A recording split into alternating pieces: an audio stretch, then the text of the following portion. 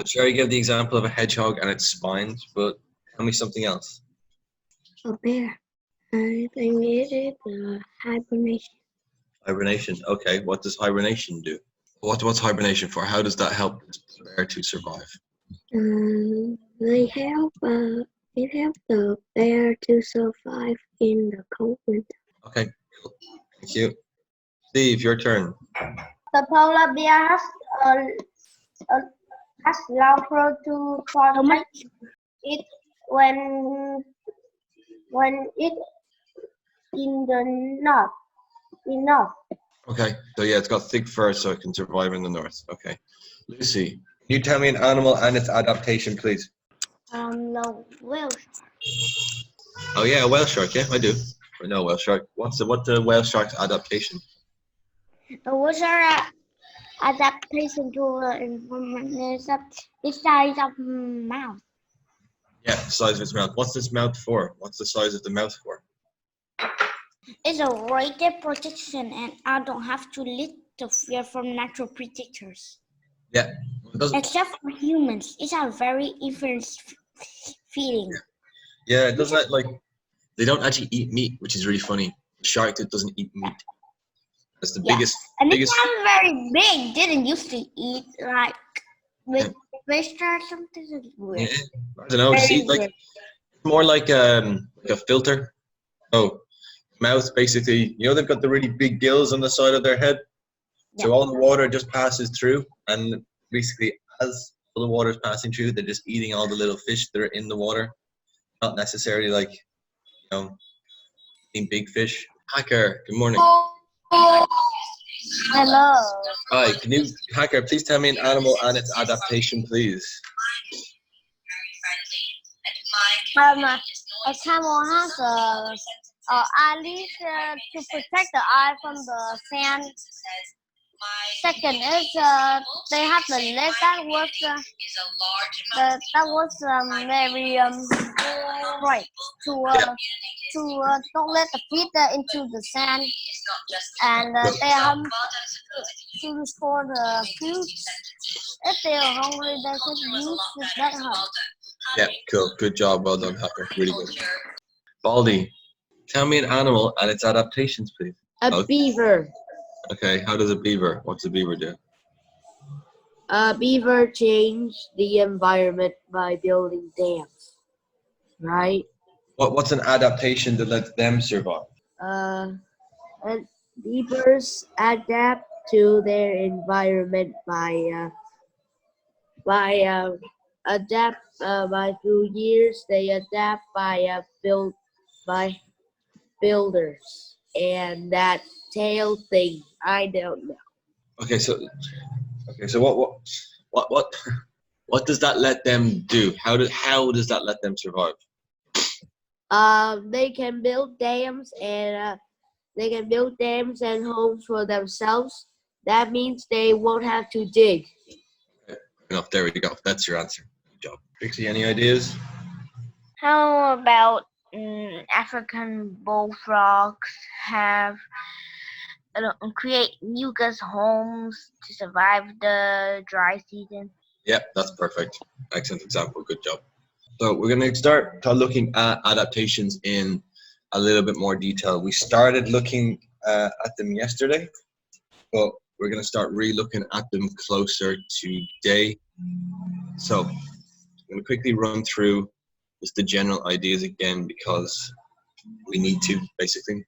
So if I was to ask you, what is an adaptation? An adaptation is something that lets an animal survive in its ecosystem or its environment. It's something special about that animal.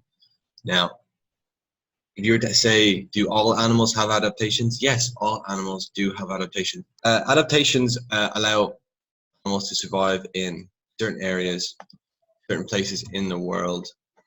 They are specific for that area.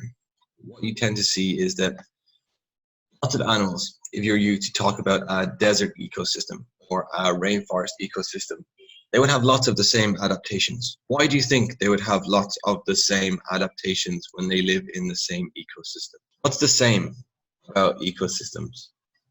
Say if you are You're a scorpion, a camel, and a fox, all living in the desert. What's the same thing for the fox, the scorpion, and the camel?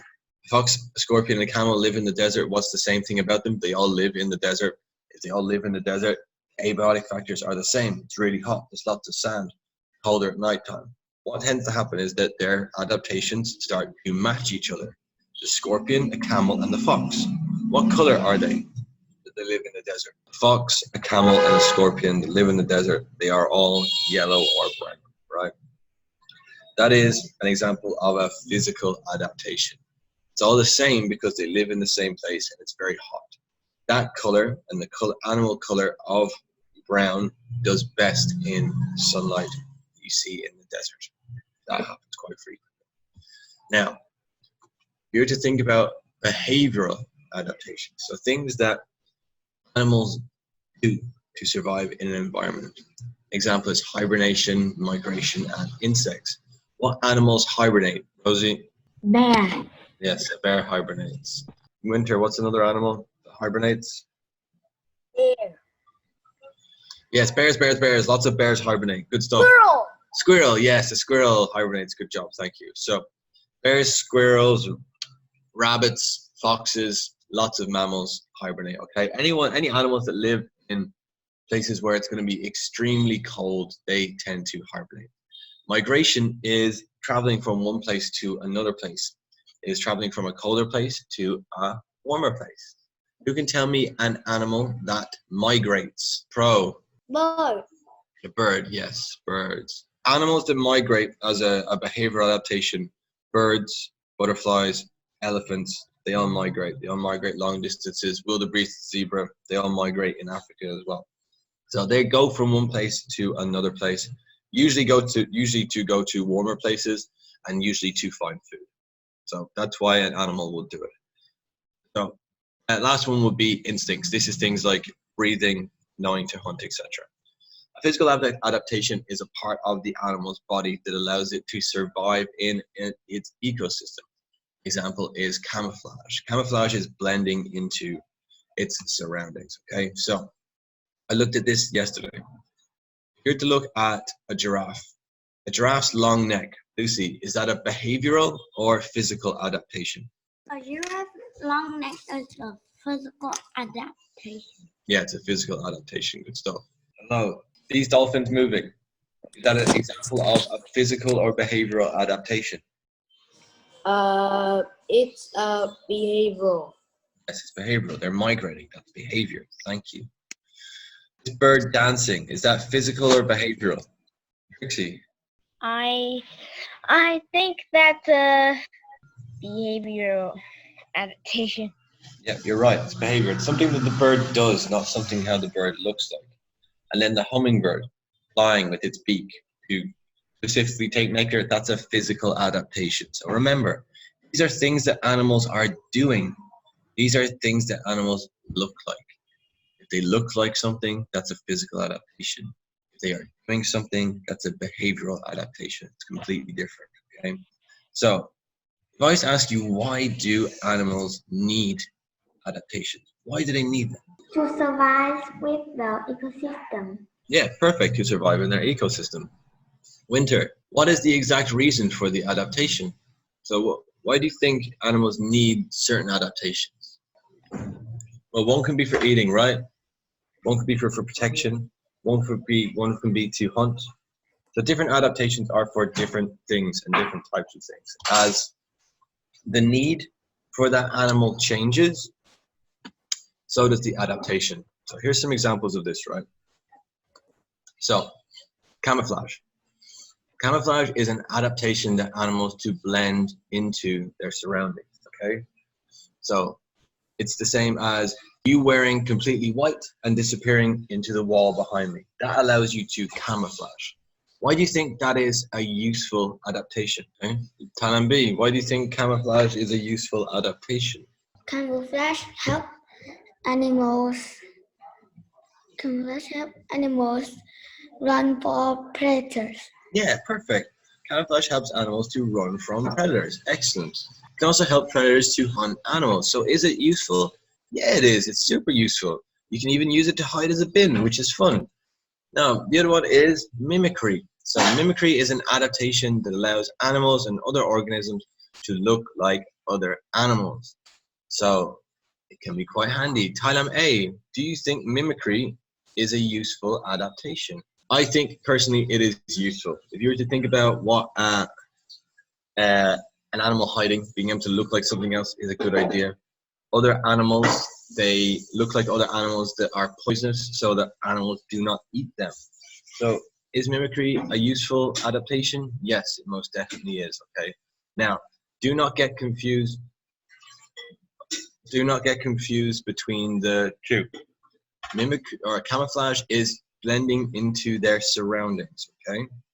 Mimicry is looking like something else. This is blending in. This is looking like something else. You can't, we're not saying you are mimicking the wall, but you are camouflaged into the wall. So I'm going to send you this presentation. This is a pretty fun video. For your homework, so what I'm going to ask you to do is, oh yeah, I'm going to send you a quiz. That's okay. So I have a quiz for you. I'm going to send it to you just to review some of the stuff about ecosystems that we've done up until now. Please take your time. Please try it more than once. Please do as well as you possibly can. And tomorrow, please think about the differences between camouflage and mimicry. We're going to start looking at a little bit more, and we'll also watch that video as well. No, okay. Does anybody else have any questions before we finish up for today? Okay. If no one has any other questions, thank you. I'll see you later. I'll send you the quiz as soon as class is done. Have a good day. See you later. Bye.